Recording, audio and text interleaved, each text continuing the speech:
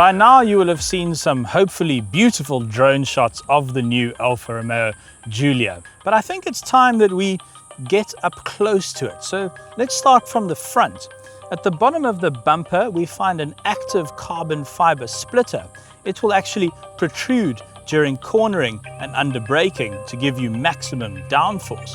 Under here is a brand new 2.9 litre bi-turbo V6, which sends its power through an 8-speed gearbox down a carbon fiber drive shaft to these 19-inch wheels, which are covered in Pirelli P0 Corsa AR tyres. Now the AR stands for Alfa Romeo. These are specifically designed for this car. At the back we find a carbon fiber spoiler and 4 tailpipes, which is of course lovely. And then to top it all off, a slightly redesigned Alfa Romeo badge, which if you look closely features a snake eating a man, which I've always found quite odd.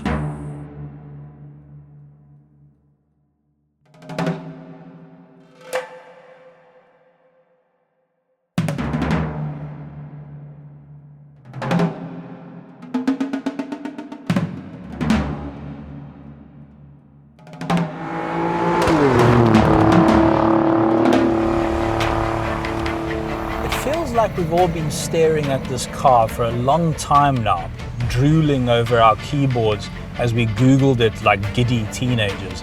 And it is preposterously beautiful in the metal. But I've been dying to drive it. And so I will. Race mode, manual, drop a pedal, there we go. That's quick. This V6 will hit its red line of 7,000 RPM in manual mode. I've got 375 kilowatts to play with. 0 to 100 comes up in 3.9 seconds, which is mental for a 4-door saloon. Alfa Romeo borrowed a few engineers from Ferrari to make this car, and I reckon they know what they're doing. The handling is properly sorted. Weight balance perfect, 50-50. It's so nimble and agile, and what turbo lag? Just wants to dance through these corners.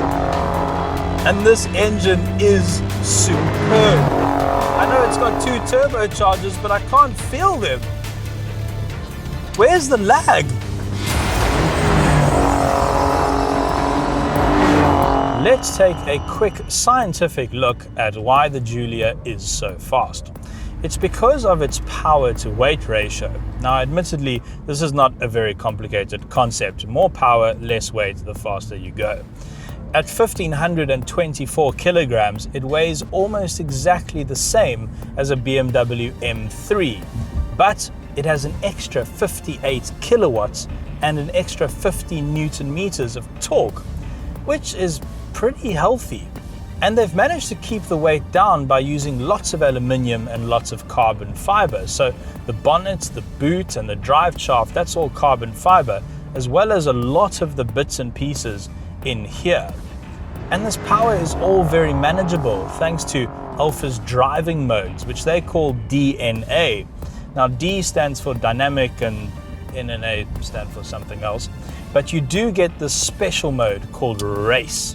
You have to hold this little knob down to the left to get it, and that cranks up the engine, cranks up the exhaust, cranks up the throttle response and the gearbox, and it turns the traction control off completely.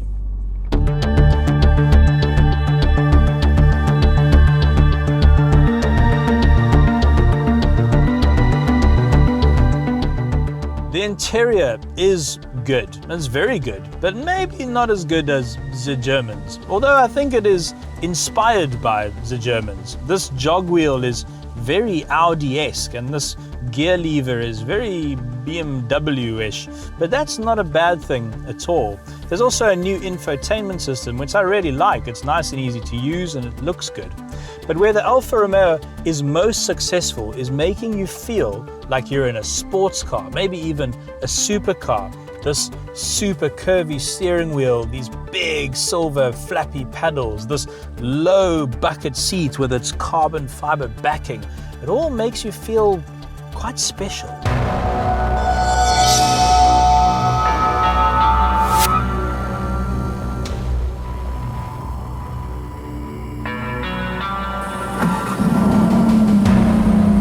Would anyone mind if I just did one more blast up this mountain road?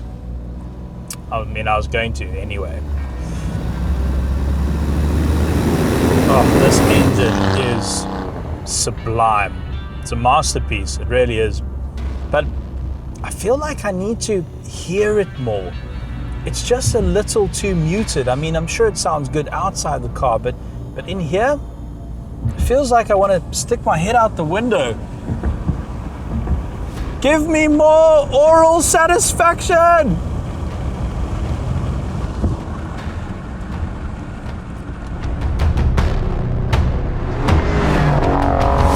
mean, it braps on the upshift and it blips the throttle on the downshift, and it's got this throaty presence which is quite nice, but there's just not enough there. And sound really helps you feel what an engine's doing, and I just can't connect to this engine in a way that I'd like to. And the steering rack is just a little too fast. It feels like if you turn it an inch too much, you'll end up in the sea. I mean, I'm sure you'll get used to it, but it's making me feel a little bit uneasy. And there's a bit of a lack of steering feel coming through the steering wheel. And in race mode, the front end can feel a bit light. But, and I'm sure you were expecting, but it's not enough to ruin the experience. In fact, not buying a Giulia because of the things I've just mentioned would be like not dating Monica Bellucci because she has 11 toes. I mean, you just put up with it, wouldn't you? Overall though, I think Alfa have done it. I think this is a car to inspire a new generation of petrol heads. I think it's a car which will make casual observers swoon over its good looks.